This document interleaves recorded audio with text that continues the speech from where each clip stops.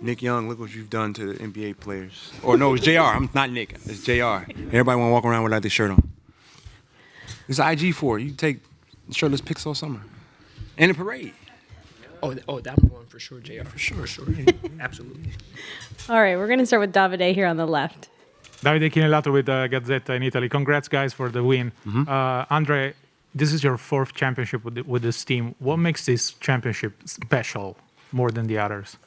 This one holds a lot of weight just because of, all the shots, each championship they threw at us, or particularly they threw at Steph, the finals MVP on the first one.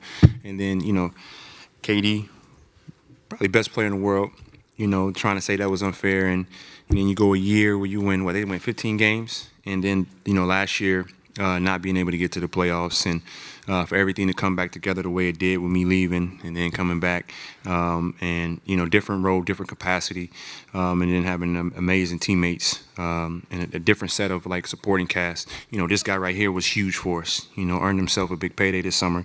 Really happy for him, Wiggins, Jordan Poole, the growth of those guys. But more than anything, Steph, I think he solidified himself today, as not even today, just his career as the best point guard of all time. Next question in the middle. This is Daniel Bell, BSO. This is for Gary. Saw the picture with you and your dad. First off, what does it mean to be able to bring another championship to the family? And then how special is it to be able to share that moment with your dad who played in this league? It's huge. It's crazy. Never would have thought, something like this would happen. And I think I got mine sooner than he got his.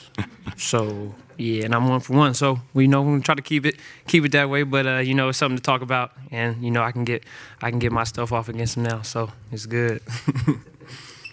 We'll go to Shane in the middle. Hey, Andre. Shane Young with Ford Sports.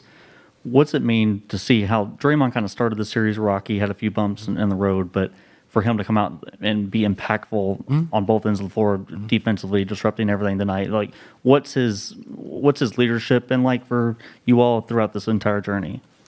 Yeah, you talk about the fabric of this team throughout the last 8 years, and I've been saying this over and over. Those three guys have had this league in the chokehold, in the headlock for a good period of time. And you go historically, there aren't too many teams that have been able to do that. It's a handful. You had the Celtics, obviously, a few times, the Lakers, the Bulls. The Spurs was a little bit more spread out, and they were able to, they did an amazing job as an organization. But what we did, you're watching Winning Time is Magic, 30 for 30, The Last Dance. All those things stand the test of time, but it's only a few of those, and this falls right in line with that, and that's probably the most beautiful thing. And you need to have a certain type of fabric. And Draymond was, the balance between two guys who grew up in the NBA, they aren't enamored by, the world we live in as professional athletes and the glitz and the glamour. And our culture with the Warriors is, a little more carefree and loose, but sometimes that can take you out. Looking last year, not making the playoffs, how many turnovers they had, in the last 2 games to get in.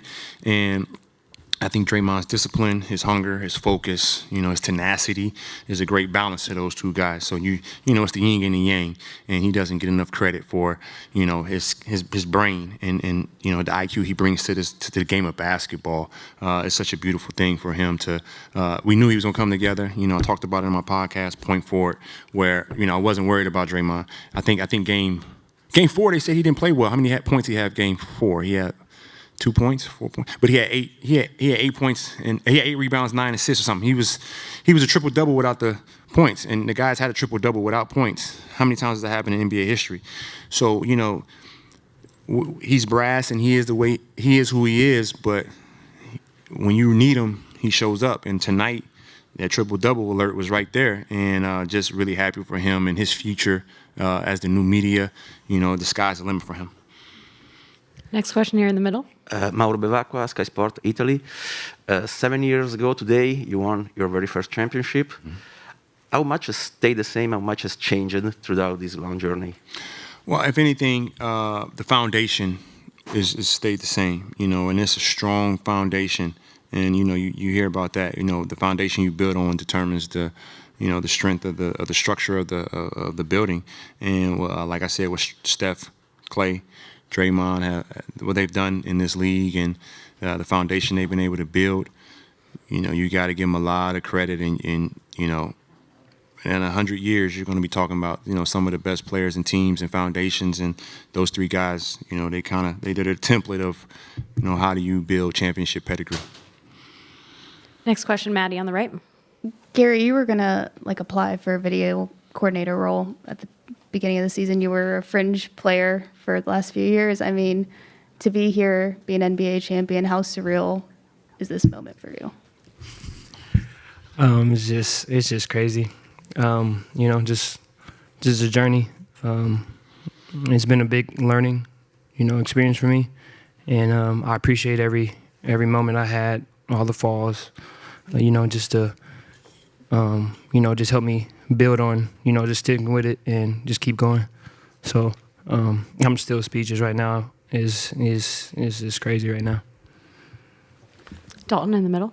Hey, Andre, Dalton Johnson, NBC Sports Bay Area. You just said that Steph solidified himself as the best point guard of all time. Mm-hmm. People debate, greatest players ever, all that stuff. Mm-hmm. But when you think about the influence and the impact he's made on the game, would you put him up there on the Mount Rushmore of the NBA and for how he's going forward? 100%. And you talk about his size. You've never seen a guy his size dominate the league like this, and just to put the weight of everything on his shoulders throughout a final series.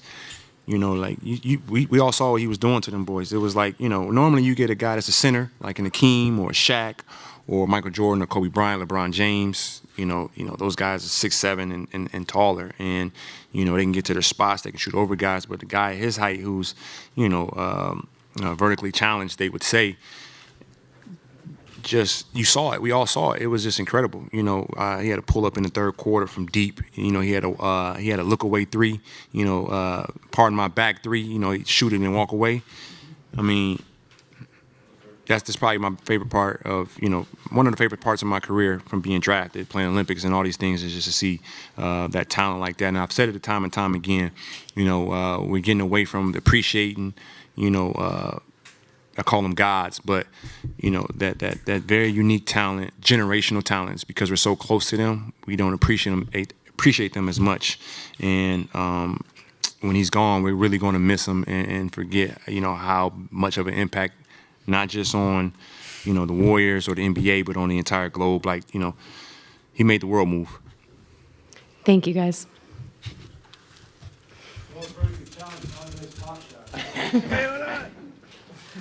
Who's coming up here, Clay? Hey, I just want to say what up to the gang. Shout out to Vegas.